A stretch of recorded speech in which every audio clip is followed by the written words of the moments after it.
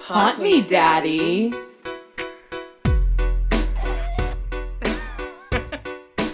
Hello. Hi, everybody. Hello, welcome. Happy after Thanksgiving. Yes, we all hope you have had a lovely Thanksgiving. I know I did. A safe one. I mean, this is our first time. I feel like we should tell everybody we're not together Ooh, in the we're same recording room. From the Ooh. future with technology. And, Ooh. Yes. It's I am super in, weird, but it's working out. Yeah, it's working. It took a few minutes. I'm in our Manhattan apartment, Harlem to be specific, and you are. Yes. I am in my childhood game room that is now my bedroom in Charleston, South Carolina. Nice. In my parents' house. Nice. Thank goodness for Zoom. I don't know what we would have done this year in general without it. Absolutely. Yeah, we're going to be having the next couple of episodes. We'll be figuring out how to do this thing from thousands of miles away. It'll be great. How was your Thanksgiving? It was really nice. It was really low key this year because like a lot of the time we'll do both meals with both sides of my family, and like a lot of extra people will come, like family friends will show up from out of state and stuff. And I had a moment of freak out because I thought that's what was still happening, and I was like, no, like, oh my God. But then it turned out fine, and it was just the immediate family members, and the house was big enough. Like I kept my distance, and we were all able to see each other without it feeling like this is bad. So it was really good and delicious food, and I haven't seen my family in a minute. So beautiful photos of some pies that you made. Yes, Mom and I stayed up till like 2 a.m. the night before making pies. Amazing. And it was really successful. It was everything. Nice. I will be making pies again. Yeah, but how about you? You guys looked like you had a cute little time. Yeah, so it was me and Daniel, who, previous guest, friend of the pod, all those things that people say. And Daniel was an angel, and he went and got all the ingredients for the things. And then I kind of, planned it all out and cooked it. And he helped out in chopping things. We determined he needs glasses because he is blind. Really? Oh my God. He was like, I can't see. I was like, I just need you to cut the apples. And he was like, I can't see them. And I was like, what? He's like, it's I'm blurry. sorry. And I was like, oh, baby. Oh, honey. Oh, honey, that baby. is dangerous for a sous chef. Yeah. Wow. But we determined that's really funny. But we made all the good things. I made a pie, but unfortunately I was kind of just making it up because I was looking at like 3 different recipes because I was, using a frozen crust with this, and it didn't have a top, and then we didn't have tinfoil, and so I was just like, what do we do? And we ended up not eating the pie that night, and then it sat there, and then the next day I cut into it to eat it, and I was like, oh, this isn't good. This is bad. So I threw it out. And I made a new one. And the new one, let me tell you, was so delicious. Good. Oh, it was so good. Oh. So I redeemed my failure of apple pie. Sometimes you just need to do it one more time just to get it right with baking. One more again. Yeah. Yeah. We really thought ours were going to be a disaster. So. Why? Well, it was my first time ever making a pie. Ever. Okay. I don't really eat pie that much. Yeah. It's not my fave.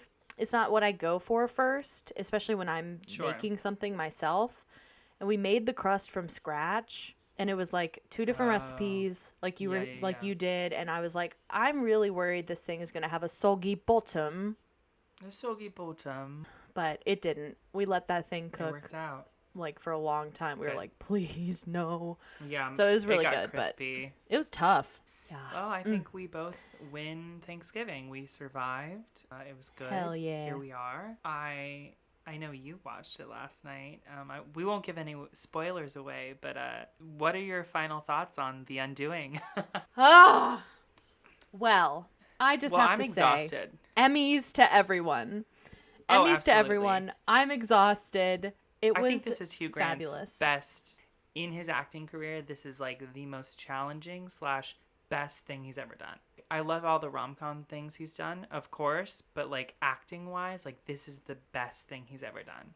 It was so good. Yeah. Nicole Kidman, wow. She's always brilliant. She never ages. She looks good with every hair color and style. Like, honestly, fuck her. No, I'm kidding. I love her. Those jackets, that wig, that everything. The wardrobe department. Mwah. But I agree about Hugh Grant because obviously we love some rom-coms and we love a good Right. British rom-com, and he Yeah. is brilliant at that. Like, that is he has a gift for that, and I just never really thought of him as a dramatic actor, and I definitely never thought of him as an actor who could scare the living shit out of me with his performance. Like, he is brilliant. Not to give too much away, but like, he's just fantastic and so fucking scary. I loved it. Everybody should watch it.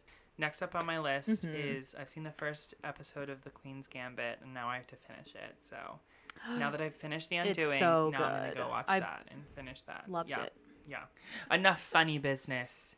It's time to talk about something very important. Because welcome to Haunt Me, Daddy. I need to be haunted tonight. Haunt me, Daddy. Haunt me good. This is an exciting week because I think when we were talking about making this podcast, this is one of the biggest ghost stories that we wanted to talk about. It's finally time to talk about it. It's overdue. This is one of the reasons we started this thing. You know? This is why we bonded over our love for spooky shit. Absolutely. Because we were haunted. I'm so excited. Together. Yes. So let's dive in. Yeah, what are we talking about this week, Will? Ooh, today's episode will be part 1 of Stephen the Ghost. Stephen the ghost of... The meaty ghost of Meatpacking. The Haunting of Florent. Yeah. Boom. There it is. The ghost of what was once Florence and was then Madewell Meatpacking and is now empty. Sad. Yes. Gibson and I worked at Madewell together. It's a clothing retail company. We worked in New York together at this store. It is in the Meatpacking District. It is 69 Gansevoort Street. If anyone wants to take a walking tour down to Meatpacking and see it, there's some great places down there. 3 Owls, highly recommend. Miss them every day. So we worked there together. I was there for about 2 years, and you were there about a year. In that time, we were constantly haunted by an unknown presence. And then we kind of named this ghost Stephen. Let's get into the details of that. So I think we should go back in time a little bit. I just have a few details. So for anyone that's unfamiliar with the Meatpacking District in New York City, Manhattan, it's called the Meatpacking District because at one time it was full of meatpacking plants and slaughterhouses. And now there's only like a handful left. And it's now like a gentrified tourist bougie area. Shopping district. Yeah, absolutely. I mean, there's Restoration Hardware across the street from the Madewell store. They were doing construction for a Restoration Hardware hotel. It's bougie. Yeah. It's, the Standard Hotel is around the corner, which is very famous and fancy and wonderful. The High Line is right there. It's a lot of great little touristy spots for the fancy people. So it's, very different from what it once was. If anyone's seen, what's that movie? Men in Black. Well, Men in Black features the restaurant. I'm thinking of, it stars Glenn Close.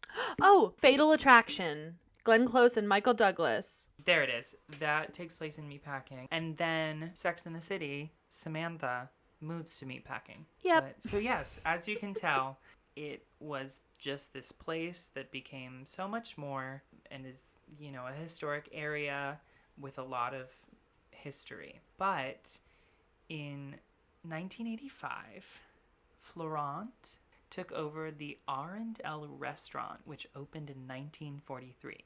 So this Whoa. restaurant in 1943 was whatever. It was a diner. And then in 1985, Florent took it over. He made it his own restaurant. It was coined, I was reading, the hub of gay New York. So, there's that. Yes. We love gay. We love the gays. It was a place for all the gays to be basically. If this tells you anything about this restaurant, Florent was diagnosed HIV positive in 1987 and used to post his T-cell count on the restaurant wall menu along with the daily specials. I did not know that detail. That is insane. Isn't that great? Wow. So if that tells you anything, that's like the vibe we're going with. This is such an amazing piece of history to know, and like that we got to work in. It's pretty cool. It's so crazy. I don't think I appreciated it as much. I'm going to send you some photos, which we will, of course, put on the Instagram. So this first photo is what the restaurant first looked like way back when. It looks so fake and like it looks like a movie set, but that's what it looked like. Oh my god. Wow. So this is like OG, before. 1940, Wow. 3, that's what it looked like. That's so wild. It's still so similar. It's still like got that same vibe. Yes, so here's 2 photos of what it looked like when it was still open. So you see like the tables out front. Wow. You see the door to the there's an apartment that's above the restaurant. You see this man and woman hugging. That man is Florent. Oh my gosh, that's exactly what I pictured him as, right? Honestly. It's 100% what I imagined. I was like, yes, wow. Okay. I know you've seen this photo before, but there's Florent outside of... Ugh! Iconic. Yeah, this photo is iconic. Wow. But basically, Florent dressed in drag outside of the restaurant. They're having a little parade of some kind. I'm not sure exactly for what, but there was a parade occurring. Yeah, there's French flags. It's very Marie Antoinette vibes. It's just amazing. And then I have 2 more photos for you. I want this pink car in the photo. Honestly, don't we all? Didn't we have that photo like posted up on the break room door? I think so. Yeah. Right. So then Miss Amy Winehouse. There she is. There's Amy. That is wow. her in the restaurant. That is so cool. Here's the final photo. Again, we'll post all of these so you can see them. Hey, Alan Cumming. But look at little Florent. He's just so tiny. He looks like the type of guy who would own a place and like be like, yeah, come in, this is on the house, like come in and make yourself at home. Basically this is it's this restaurant that was just open forever. Big celebrations, Halloween, New Year's, Oscar night, like huge celebrations all the time. Florent became known as the unofficial mayor of the Meatpacking District. Damn. He preferred unofficial queen, but Yes. Okay, queen. I love that. So notable guests: Calvin Klein, Madonna, Prince, David Bowie, Kate Winslet, Amy Winehouse, RuPaul. Like the list goes on and on of like so many people who would come here to like get out of the cold, have some food, call it a day. Like that, I just I'm like thinking about when I worked at this store. Thinking about how it used to be this restaurant that was turned into a store and all the people who walked through that building. That is so crazy. But that's like part of why I loved working there so much. Is you could feel it. You could feel the charm. You could feel the history. Yeah. It was so different from any store I'd been in. And I was like, this feels crazy. Unfortunately, Florent closed on June 29th, 2008, after the landlord raised the rent too much. Honestly, fuck landlords, though. Florent signed a lease for 10 years for $1,300 a month, and that was in 1987. And then 10 years later, I guess when the lease is over, the landlord raises the rent 50 times what it was. Oh my god. Yeah. So Florent was like, no, I can't do that, and closed the doors. Well, it sounds like I don't want you here anymore. Because it sounds very purposeful, you know? Oh, absolutely. It's one of those things where it sounds like there was no, like, trying to negotiate or anything, but who knows? They're lost. Truly. Florent decided in the last weeks, 5 parties were held, and they were all themed after the stages of grief. No fucking way. Yes. I want to go back in time. I'm just thinking about, like, you know, all those questions where people are like, what would you do if you could go back in time? Where would you go? And I'm like, I want to go to those parties. Like, I want to go to Florence in 2008. Yeah. It seems like a lifetime ago, even though it was, 12 years ago? But it seems like so much longer. So, yeah. That's kind of like the history of this restaurant. A lot of famous people were there. It's very, you know, it's a place for the gays, for the people, you know, the outsiders. So that's kind of just like a very brief history of this restaurant. Films, there's a film out there. I haven't seen it, but it's on my list. It's called Florent, Queen of the Meat Market. And then Alan Cumming is working on a film right now about it. The film is him being Florent, maybe? I'm not sure. There wasn't a lot of details, but that's happening. I could see that.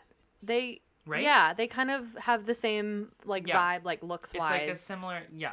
Mm-hmm. That would be so sick. So, the final thing is they still have a website for the restaurant. It's restaurantflorent.com. I can't believe I didn't find any of this out when I worked there. I'm kind of mad at myself. Right? Isn't that crazy? But I went on there, and it's just, like, basically photos and, like, events that they had and newspaper articles and photos of their old menus. So, yeah. So they closed in 2008, and to my knowledge, this building sat empty until 2016. And then in 2016, Madewell came in, and from what I've read, no one was happy about it. Continued gentrification and the history of meat packing is gone. You know, it's one of those things where, yeah, I get it. Like, it makes sense. You know, you have this, you know, dingy diner that everyone loves so much that's being turned into this clean, you know, white girl corporate fancy shop. place that sells jeans. Yeah, sells jeans to bougie white women. Exactly. It's kind of like, where's the history going? So it's not great. That's all I say about that. But I mean, I will say when we worked there, they did do a good job of, like, educating us, or at least our store director. When I came in, Shonda, she really did a good job of, like she printed out this whole thing for us to learn about the history. And she, like, printed pictures of the old place, and, you know, we always talked about it. So it's not like they were just like, we don't talk about what this used to be. Like, they did try to respect the history. At the end of the day, Shonda was, like, awesome in, like, making sure we all knew about it. I felt that she made the place very, like, welcoming, as Florent did. Like, everyone felt very comfortable and, like, could be who they were. You know, at the end of the day, yes, it's still a corporation, but, like, you know. Efforts were made. Fast forward a few years, 2018, I come in, I start working there as a little seasonal sales associate. But to give you a quick rundown, this building is 3 floors. You've got the basement, which is under the entire store, and then continues further under the road, which is like a cobblestone road. So that's the entire basement. You go up some steep stairs, and then you have the first floor, which is just a really long building. Yeah, kind of like a shotgun type of thing, where it's like long and skinny. Walls to break it down. It's just long and skinny. Brick walls. The outside of it still has the R&L restaurant like logo and all. And then on the second floor, where there used to be an apartment, is then the second floor, which is turned into just the second floor of shopping. So 3 floors, basement, first floor, second floor. Nothing crazy. Not huge. It's pretty quaint. So, a few fun little things about this building. At the very back of the store, there are the fitting rooms. And one of the fitting rooms has a false mirror. And basically, you can unlock the mirror and open it, and it's a secret door to a small outdoor patio area where all the buildings meet up and just made this like weird small area. So that's a fun little thing. And then if you go in the basement and you go to the very back of the basement, there is a room which we coined the murder room. It gives murder vibes 100%. I hate it. 100%. I hate it down there.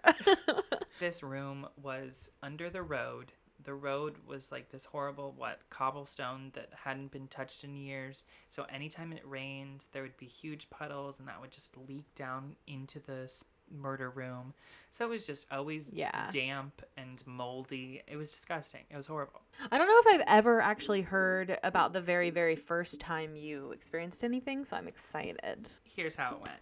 When you work in retail, not everywhere, but most places, they have overnights, which is basically like 9 or 10 p.m. until 6 or 7 a.m. And you just basically redo the entire store with all the new merch so that when customers come the next day, it's like, oh, look at all this new stuff. When could they have possibly done that? Ooh, why? They're magic.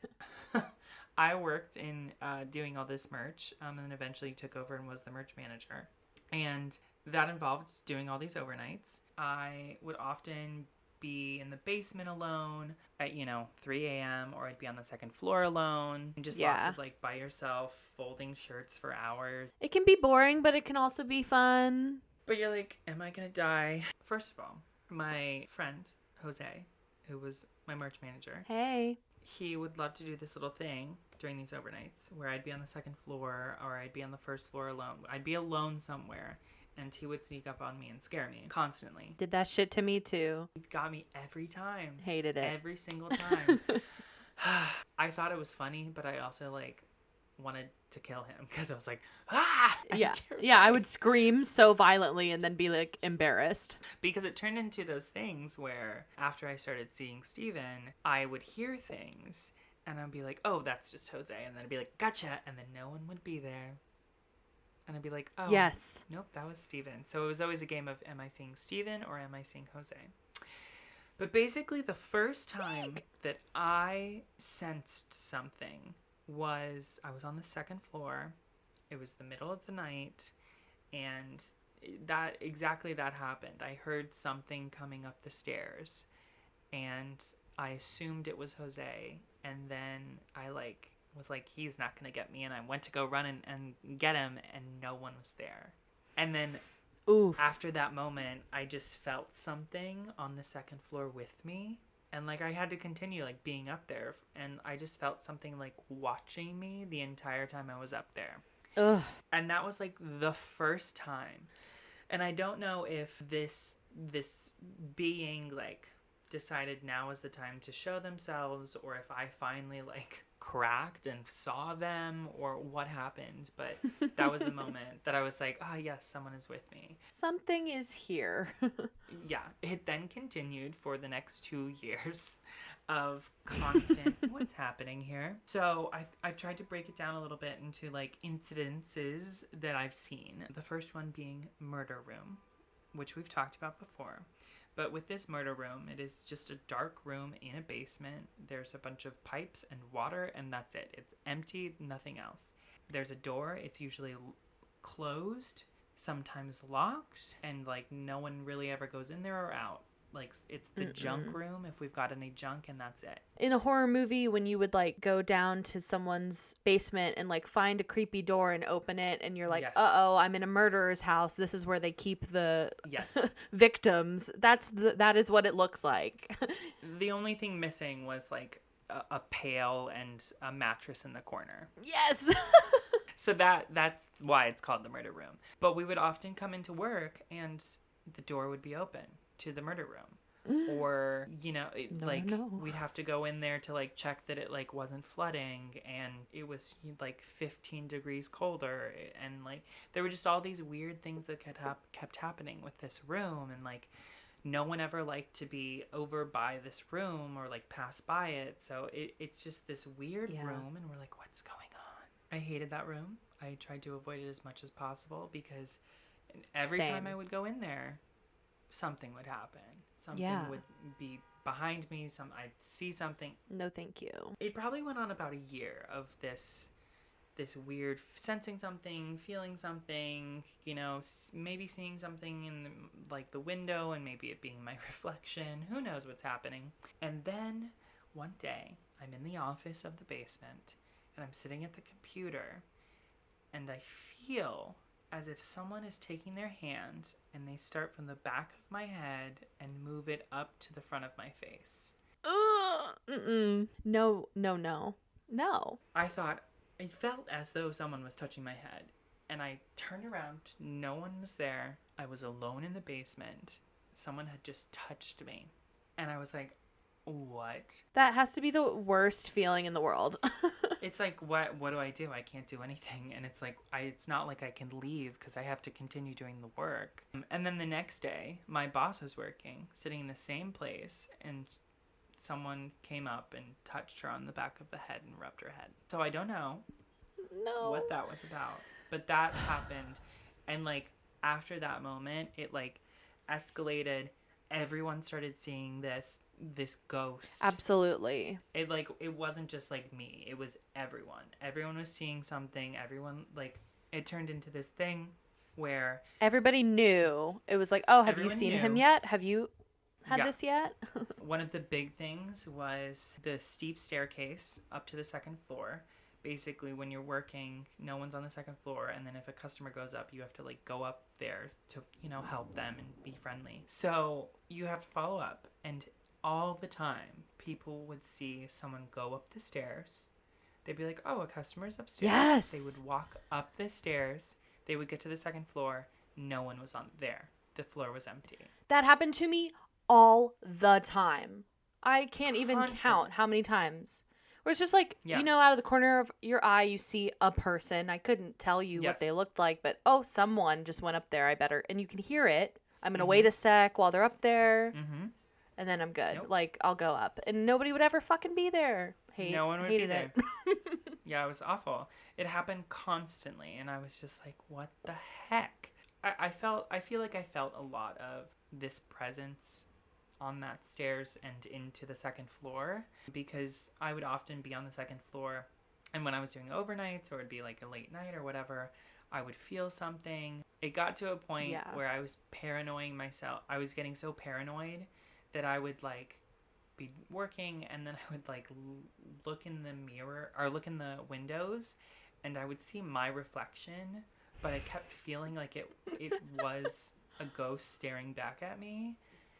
And I was just, I would freak myself out. And then finally one day someone was like, are you sure you're not seeing your reflection? And I was like, oh, probably. Yikes. But at the same still, time, your mind plays tricks on you. Right. So I started being like, am I seeing my reflection, or am I seeing my reflection with another reflection standing behind me? I was never sure. And I kind of just like played it off. I'm like, yeah, it was probably just my reflection. But at the same time, I was like, was it? Was it my reflection? Especially up there, it's like hard to tell because there's like little corners people could hide behind. Like there's so many little corners up there that it's like spooky. It's not great. I don't love it. So there's just like, you're getting the sense that this ghost, which we named Steven, partly in honor of Steven from My Favorite Murder. Stephen Ray Morris. Every time something happened with Steven, we would go, Steven! And then my other two is a ghost staring back or my reflection. It was my reflection, probably. Ooh, I don't know. The next one, look behind you. One day, I was taking the trash out, and as I'm walking back into the store, I see my boss walking across the floor, and I see a man walking directly behind her. And then I walk into the store, and I go up to her, because the store's empty besides her and me. I said, there was someone following you. There was someone behind you. No. I saw it absolutely when I said that not. to her. Like, her face just went cold. And she was just like, absolutely not. Nope. And that's like the start of your day. Now you have to be there all day. You got another day. 8 hours, Like, 9 hours to go. you're like, Steven, can you chill the fuck out? Because I can't. Please, can't can deal you with wait till this. we're about to close? And then the other big thing is items in the store, like bags and shoes, would constantly fall on their own. Like, you would be leaving Yep. the store, or you would be like doing something and a bag would just fall off the floor. And it wouldn't just like fall off the shelf. It literally looked like someone picked it up and like dropped it. Absolutely. So basically, you've got questionable reflections, you've got people following you, you've got things falling off the shelves, you've got people possibly going upstairs or not, and then you've got someone touching you on the head. Yeah, it like goes across the board. It's not just like he does one or two little ghosty things. He did everything.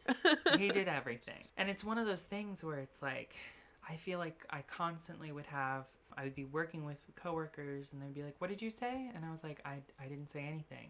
And like the same thing would happen to me. I'd be like, wait, what? And they would be like, I didn't say anything. And it's like, did someone just try and talk to me? What's going on? Yes. And the walkies too over the radios, Yeah. it would be like that all the time. Where It it's was like, literally did someone just just like- call on the walkie? And people would be Yeah. like, no. What? It's not like there's a bunch of people, but it's just things like that constantly. It got to a point where I'm like, is this ghost bad? Am I in danger? Or is this just a friendly ghost? But by the time we all left, because unfortunately this location closed and we had to close Yes, all the this doors past and August. remove everything. When we finally left, the joke was that Steven was into me and like he was my ghost boyfriend. Yeah. I feel like he definitely still is looking for you. I bet he's Oh, like, absolutely. where did my lover go? Ooh, speaking of ghosts. Sorry, the wind is whipping at my house and it sounds like woo outside my window, like Scooby-Doo style. I'm going to be really honest with you. The mirror in your background. Yeah, we're not going I to talk like- about it. It's really freaking me out. You keep like rolling back and forth, so like your head covers it, and then it goes back, and I'm just like, she's gonna roll one You're just time gonna. back, and I'm there's gonna move and it's gonna be someone like. standing there. I'm just gonna Stop. stay like this the rest of the time. Some theories. So we've got this ghost in this building. I think it's only Yes. one ghost. That's just, a summary of everything, because I think next time we talk about this ghost, Florent, and all that, we're going to have some interviews with people who have worked Yeah. there. We're gonna get more into it. Into it. So people who used to work there at the restaurant and people who used to go to the restaurant would often come visit, because this is a historical place. Like, there are tours that come by this location. There are people in there constantly. There we had a picture of the original restaurant with like a little letter about it. Like people know about this place. Often I would have people come in and they would be like, we used to work here at the restaurant. And I'm like, Yeah. we used to serve. So one of the big things is Madewell kept the countertops from the restaurant.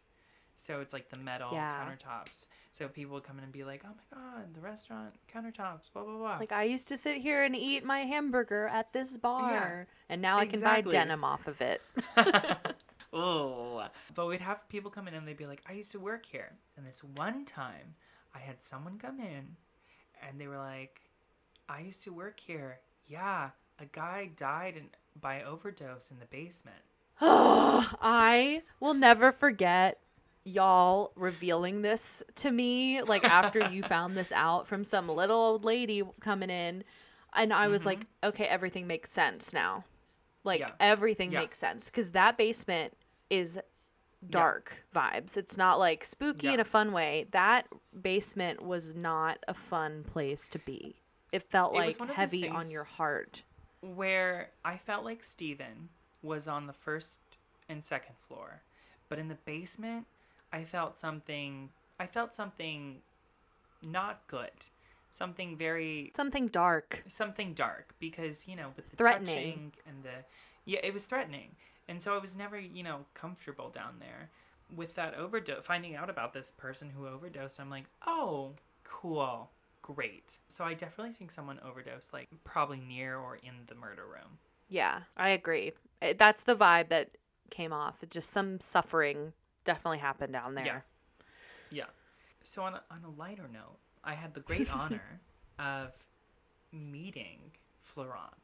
Yes, I'm so jealous of this still. I don't know if they were making... Someone was doing an interview or a documentary about Florent and his restaurant and all of that. And so one day, Florent comes into the store and he comes up to one of the associates and he was like, "Hello, it's me." In his, accent or whatever. And they're like, "What?" And he was like, it's me, Florent. It's me, bitch. And like, "Hey, bitch, you thought I was dead. I'm here. Welcome." Surprise, bitch. Thought you'd see the last of me. That's what I was trying to quote. And I was like, close enough. But yeah, he walks in and is like, "Hi, what's up?" And he's just like, "Yeah, it's me." Wild. And like, these people are like, "Can we walk around and like interview it?" And like all these things. Thank God, like Shonda was working. So then she got to like, show him around and all these things. But yeah, he's just talking about all like, this is the restaurant. This is me. And it's just, it's one of those things where it's like, I kept hearing about him, but I'm like, I don't know what he looks like. I don't know. And then I'm like, here he is. He lives in Brooklyn, I believe. Like, he's still in New York. He's still bopping around. Well, it's like we talk about it like it was so long ago. And then it's like, no, the place closed in 2008. Right. Like, it's crazy. It's not that long ago. Like, I was in high school when it closed. Like, it's not that long ago. I was in my emo phase, like peak emo Gib, 2008. Quality stuff here. So he comes in and he's doing all these things, and we're like learning this information, and we learned some very important information that Florent had a husband/fiance. Details on relationship status unsure. Life partner, who died. And then we like told him about Steven and how we named him Steven, and he believes that it is his partner that is in that restaurant. So then I was like, oh, well, that makes sense because, we joked that he's like my ghost boyfriend. Yeah. So there's that. And it would make sense, like, he would live there, because it seemed like he owned the damn place, the way the ghost was acting. Right. Absolutely. The other important thing is we talked about how the basement was awful and we hated the basement. And he made a point that he was like, yes, no one likes the basement. When all of the cooks were there, no one would like to go in the basement. They hated the basement. So what I'm sensing is that Steven is one ghost that could possibly be Florent's past lover. Yes. And then there's this dark presence that is in the basement that has been there much, much longer than we know. Yeah. It all makes so much sense. It's like I feel like we all felt so validated after learning all of these things because it's like, okay, we're not crazy. This is what really is going down. So, that's not my best storytelling that I've done, but that is Florent. That is Steven. No, that is beautiful. It's just, there's so much that I want to talk about, but it's like where to start because it happened for 2 years of just constant. Yeah, constantly. And it was one of those things where it's like every day something would happen. Every day I would see a presence and it would be like, what's going to happen today? So that, that's Florent. That was my experience at that place. I'm so honored that I got to be there. And yeah, I think the other day I told you this, but I was sitting in my room and I was looking up stuff about Madewell. Sorry, not about Madewell, about 69 Gansevoort Street. Yes. Florent. And I look up and I have a mirror that's like on my top of my bookshelf. And I see a man, like his reflection, walk by in the mirror. I hate it. Like, this is a tiny mirror. Like, this isn't a floor. Like, this is a tiny mirror that's, like, at the top of a bookshelf. First of all, this ghost is tall. And second of all, what is the hell is he doing in my room? So that happened. Yeah, it's, like, the height as if a man would have to be, like, walking across your bed. Like, that's where it is in your room, basically. And you were laying on your bed. Yes. Oh, in my that God. moment, I went, yes, Steven. He's just checking in. He's like, hello, He's lover. just like, I miss you. I just want to know what's up. Haunt me, daddy. Steven. Haunt me, daddy. fun. Okay, so that's why you're also freaked out about the mirror in my background. Yes. I understand. Yes, I'm just waiting because I was talking with Jose, and I was basically like, I saw this reflection, and he was like, well, you're probably like, you and Gibson talking about ghosts and all of these incidences is probably like, drudging up these presences and like opening up the portals. Yes. So that's why we Yes. always try to have a positive note about everything. So I feel okay about it. We haven't done like a demon episode, and No. yeah, don't know. like if I'm we not ever ready do for a that one. demon episode, we will be taking proper precautions. I will be finding holy water. Like, it's not gonna happen. I will not be haunted by something evil. No, thank you. Nope. No, ma'am. No, ma'am. So yes, that is the story I Wow. have for you today. Is Stephen? It's and incredible. that building, and I recently walked by the boarded up building, and she's still there. She's still kicking. I can tell you what, Stephen is in there battling that dark presence in the basement. Yeah, to whoever takes it over, whatever fancy store Yeah. or restaurant comes in and takes over that space, good luck, because Good luck. we had a good thing going with him, but I don't know if he'll be as nice to the next people. Exactly. It's like, how many people? How many people is he willing to put up with? Oh, Stephen. Wow. So now I feel like we can talk about Stephen more often, because I feel like Stephen has Yeah. a special place in my heart. I know, it's weird to have that kind of feeling about a ghost, but I honestly do miss the place, but I also miss him. Yeah. Like, I miss having Right. that little excitement. Like, going to work, I'd be Exactly. like, I wonder if I'll see Steven today. Or, oh, that was Steven. And we'd all talk about it. It was like a fun way to get through a boring retail day. It was, he made Absolutely. things more fun.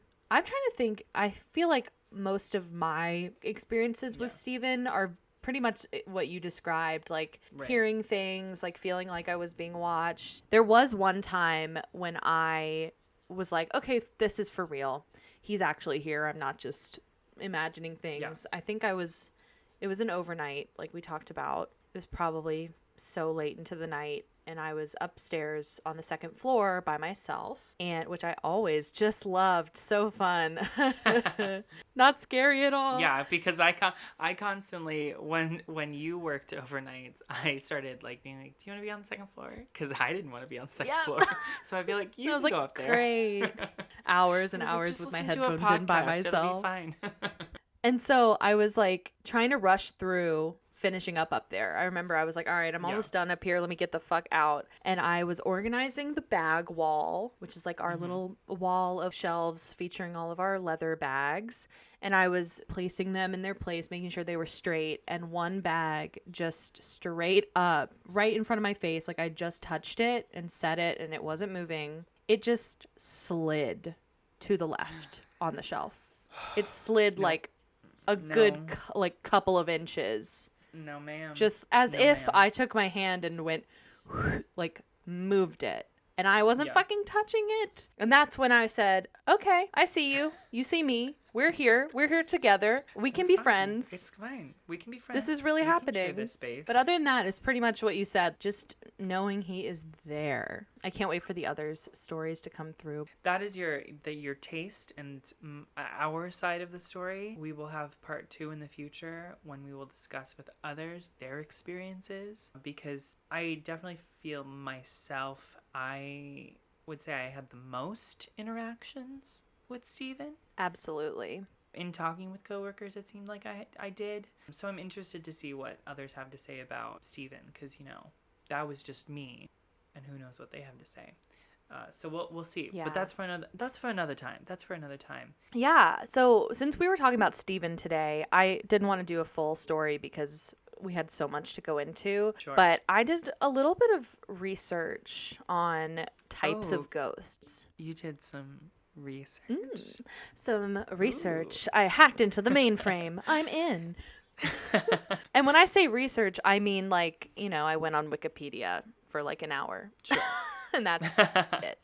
We're not fancy here, people. But I kind of I found some interesting things in regards to Steven, because I feel like now that we've talked about him a little bit, maybe we can talk about like what kind of ghost is he? I'm excited because I feel like we talked about Daniel when he was on. He kind of saw a angel-like presence, and we've talked about Right. Steven, and we've talked about this dark presence in the basement. We've heard sounds, we've had people touch, we've had kind of, you know, all kinds of little, besides, you know, like demons and like the bad shit, we've kind of had a little bit of all the things. So I'm interested to hear about this. What are the different types? It's interesting. So I found, my source is basically Wikipedia, this site called Ghosts and Gravestones, which was a spooky little site. And then, funny enough, Ohio State University had a really good article. Perfect. Yeah. But I basically found out that there seems to be 5 basic types of ghosts. Okay. Or spirits or Interesting. presences. Paranormal presences. If that's how you say it. So we have the obvious, the most common that you hear of, poltergeists. Okay. Then you have interactive personalities. Then you have ectoplasm or ectomist, which made me think of Ghostbusters. Then you have orbs and funnel ghosts, which I was like, what? Orbs like Haunted Mansion. We've all seen Haunted Mansion. Yes. Eddie Murphy. Like that kind of orb. Yeah. Like orbs, as in like the lights you can see in a photo, that like a circle of light you can see. But in real life as well, they can become apparitions or like shadow figures. So that's kind of in orb land as well. And then funnel ghosts I had never heard of. And that's basically like when you feel a cold spot. You don't see anything, but you feel a cold area, which we had a lot of happening at Madewell. Ectoplasm or ectomist is kind of similar to those others, where it's like a mist or a cloud, or if you see fog that's kind of swirling and you can't really explain it by nature.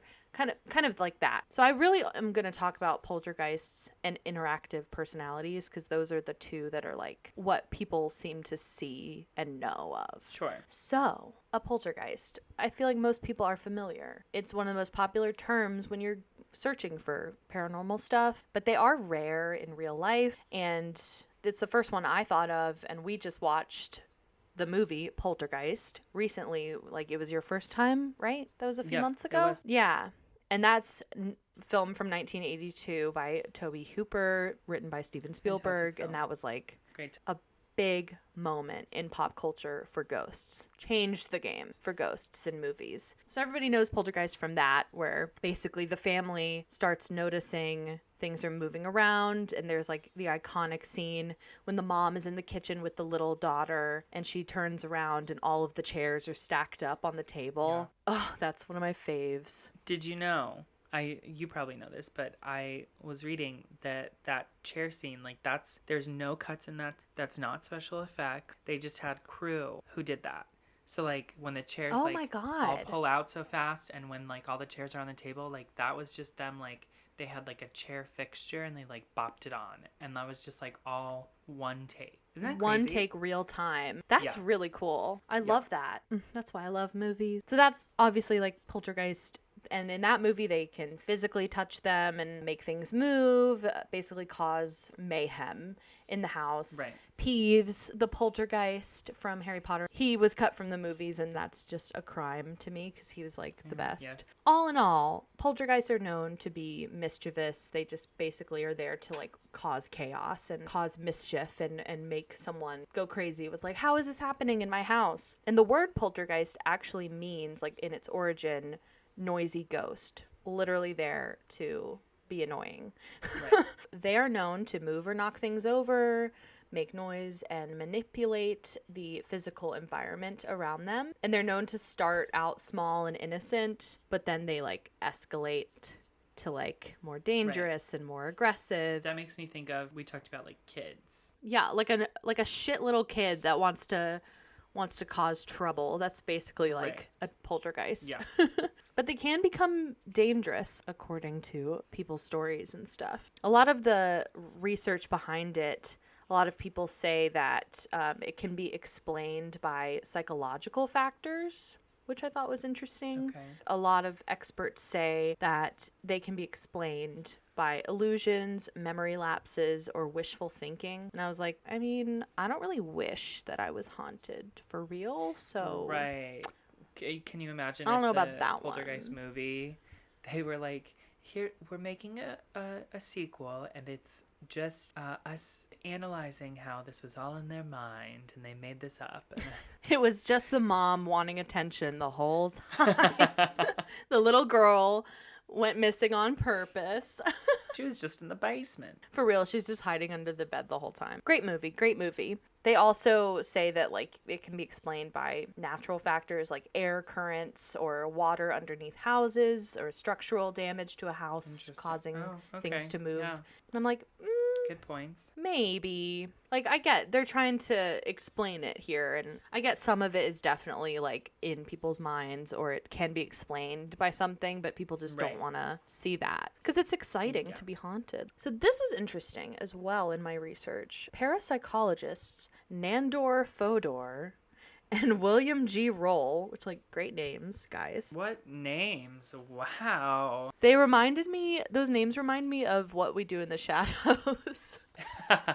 Love that show. Miss that show. But those guys, they're parapsychologists, and they suggest that poltergeists, the whole phenomenon, can be explained by psychokinesis or telekinesis. Like Jean and X-Men, basically, is causing poltergeists. Like the physical ability, allowing influence of a physical system or physical object without actually touching it. I guess it's like, what, some people just don't know they actually have that ability, so they're causing it. Interesting. Which to me is like even more far-fetched, but that's just me. That's my opinion. So that's a lot of what I found about poltergeists, and that kind of makes me think, like, that's definitely a possibility for what Stephen could be. Well, I feel like Stephen, like, when I think poltergeist, well, I guess, like, he did kind of play around and, like, knock things down, and, like, he was just, like, mischievous. But, like... Yeah. I never felt like I was in harm's way. Like, I never felt like he was going to hurt me. Totally. I definitely felt that when I was in the basement, so I don't know... I don't know what was in the basement, but I never felt like Stephen was, like, bad. He could be that, but he could also be an interactive personality. So it's basically like what I expected based on the name. It's a deceased person, relative, historical figure, stranger who has passed on and is now haunting a space or a person, and they can become visible, they can speak or make noise, touch, emit odors, all that stuff. So what you're saying is that's what George Washington was during the Civil War, telling them, go this way. Go that way on the battlefield here. Yes. Still taking it back to Gettysburg. It's all connected.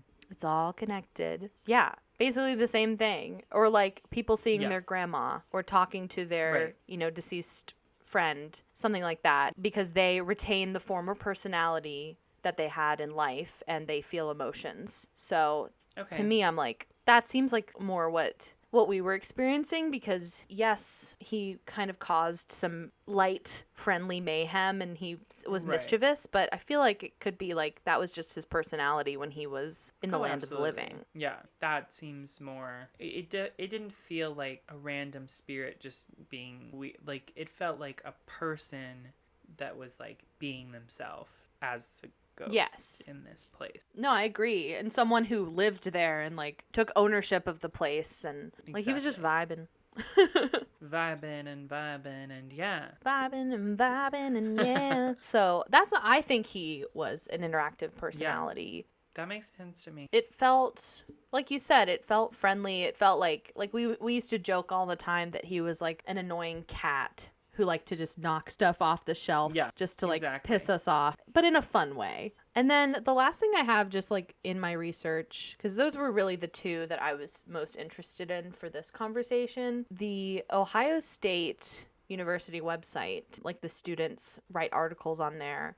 And there was an article I found called Who You Gonna Call? A Look at Ghosts and the Facts About Them. And it's from 2019. And this quote had me like, whoa, like really thinking, I've never thought of this before. This is basically about like how people try to debunk ghosts and people try to like justify their existence and all this stuff. And this makes me further believe that ghosts are definitely real. Quote, a scientific concept used to justify the belief in ghosts is the first law of thermodynamics, which conceptually states that energy is not created nor destroyed, but rather transformed. Wow. Oh, that like just Isn't that my wild? body just shivers. Yeah, I didn't even think about that. Like that. Yeah. Like in a scientific way, it would make sense that like, yeah, we don't just disappear when we die. Yeah, it's not destroyed. It's what did you can you say that again? Energy is not created nor destroyed, but rather transformed.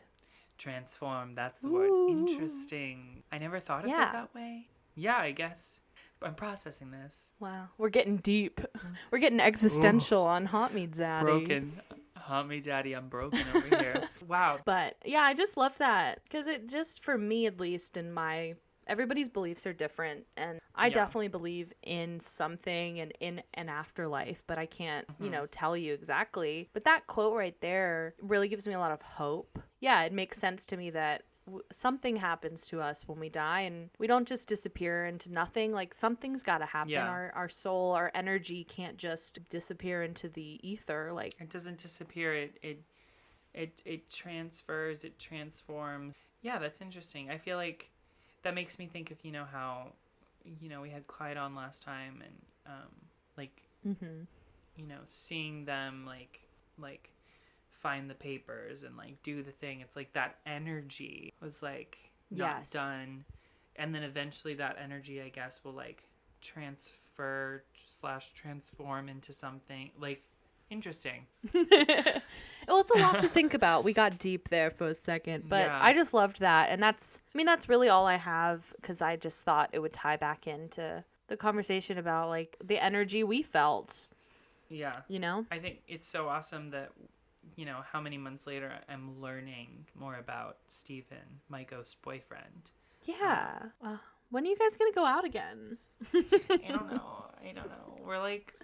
You need to call him. Social distancing and like COVID has been really hard, but he was over the other night. I saw him in my mirror.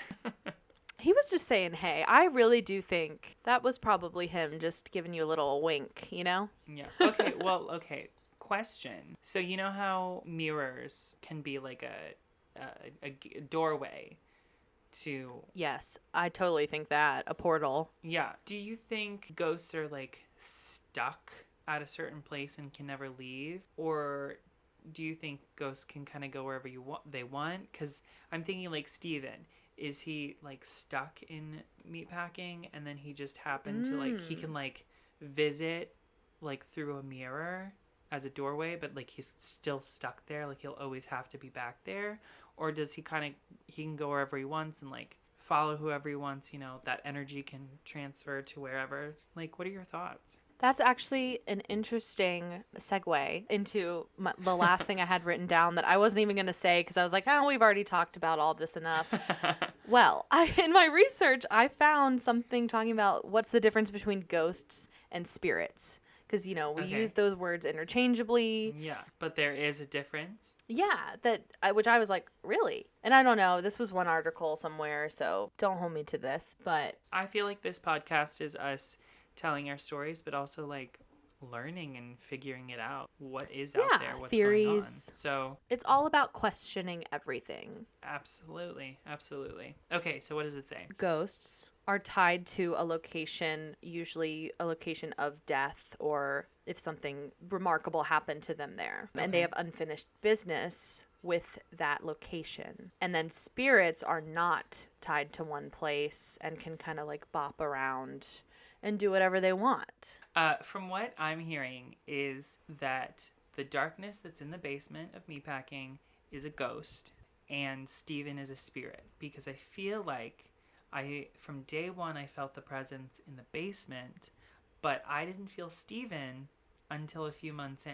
So I feel like Steven is definitely a spirit that came along and I feel like has followed me. Because at my new work, I feel like I'm there, and I've had several incidences already that, you know, are not as major as meatpacking, but have been little things here and there. And everyone's like, oh no, there's no ghosts here. Like, that's never happened. You're making that up. And I'm like, I don't know. So maybe it's Steven. You don't know me. I'm special. I'm I bring special ghosts little wherever I being. go. No, I think you're totally right. I agree. Yeah. Yeah. And I think that's for, you know, we've talked about ghosts in the past. Like for example, the ghost I saw on the Yorktown, who was kind of seemed to be stuck in a loop and didn't know he was even dead, is probably a ghost. And then 100%. You know, what we've experienced with Steven is a spirit because he can go around doing whatever he wants. Yeah. He's just vibing. But yeah, that's what I've got. That's what I learned today. I feel like I learned something today, which feels good. I learned so much. This was so educational. I know. This was like a low-key educational episode, and I'm into it. I'm into it. I think disclaimer, all the information that we have given you are the things that we were told / learned / what I'm trying to say is all the information you heard about meatpacking is the information I Googled and was told while I worked at this location. So if anything, you know, was mispronounced or seems incorrect by dates and whatever, know that this don't is come just for what us. I found. Yeah, if you are out there and want to correct us on some of those facts, great. You know, if you are a listener who worked at this location or, you know, happened to be someone who went to Florent, tell us more. If you experienced something at this place or at your place of work, because this is a whole different thing when you're stuck at work with a ghost. Ghosts at work. Please let us know. hauntmedaddy@gmail.com. We want to hear. Gibson, I'm not trying to, please don't freak me out. Please don't. I was watching your screen on the Zoom, and in the corner by your door, I just saw some sort of bright light just happen. It was like a spark, and then it went away. Really? Well, I don't know what it was. That is like the window. The window is right there, like against this wall. Okay, so great. Maybe it was like a headlight or something. Thank God. Like right here? I know it was above your door. Like there? Further. And then it was centered. Hello? Okay, well, anyway, let me just do a quick turnaround. Well, okay. All right, guys, you just heard the real terror wash over me. Wow. I feel like I learned a lot today. This was fun. Me too. I'm glad, this was great. Glad to be back after a week off. Yeah. I'm excited to continue having this fun Zoom long distance podcasting. I know. It's a good excuse for us to catch up for the week too, because we're far apart now. But also, this will be airing. Let me double check. But I believe this episode will be published on someone's birthday. Who? Right? Me? Is maybe my favorite Sagittarius, William K. Brooks. So, really happy birthday to you. Happy birthday. Yes, December 4th. This is going to air, and we're in the future now. So I'm just going to go ahead and say happy birthday, baby. Oh my God, thank you. It means a lot. It definitely feels weird to celebrate, you know, when I do celebrate in quarantine.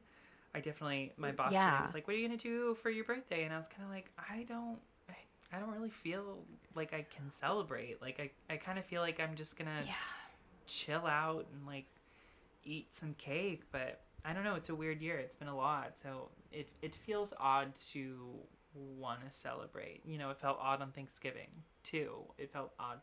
Totally. We're so thankful. It's like, you know, for what? Like, life is crazy. Yeah, like this year has sucked. Maybe that's just me being very, I feel like most people this year with a birthday during this time feel the exact same way. And it's just like, you know, chill out, do what you want to do, you know, put on your fave movies, make a yummy cake and order your favorite takeout. Like, do what you want to do some self-care. Buy yourself something cute. I was like, I will be cuddly and eat some cake and drink some wine and go to bed. And next year, maybe the world will be a little better and I can go get a drink with you and not almost die because of COVID.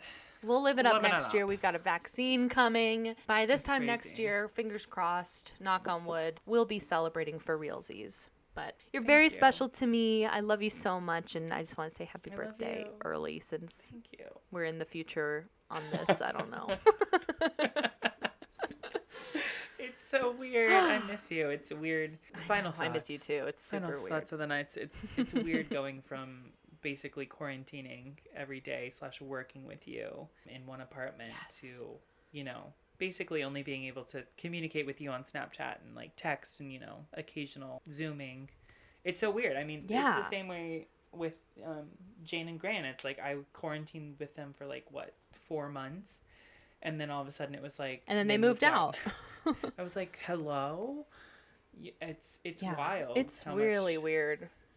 It's this. We're almost. I'm feeling very disconnected. Being here now that I'm home, and I'm just having been with you guys for so many months. It's like, oh, okay. This is a different life, basically, when I'm here. So I'm just like, it's a lot to get used to. But we're getting through it. You're in the South, where it's, you know, also different from New York. Yeah. So. But it's different worlds. Know, we're getting through it with some ghost stories and learning about spirits. What will we learn next? Thank you so much for being here, Stephen. Yes, really Stephen, you might have showed up in my place. That would be cool. That'd be funny. We take a photo and then he's in the background. It's like, I've been here the whole time. Are we gonna put a bow on this? I think this is we're wrapping this shit up. Everybody stay safe, stay home, have a nice holiday season. If you have any ghost stories or whatever you want to send us, hauntmedaddy@gmail.com. Happy holidays. I was waiting for it. Find us on Instagram and Twitter.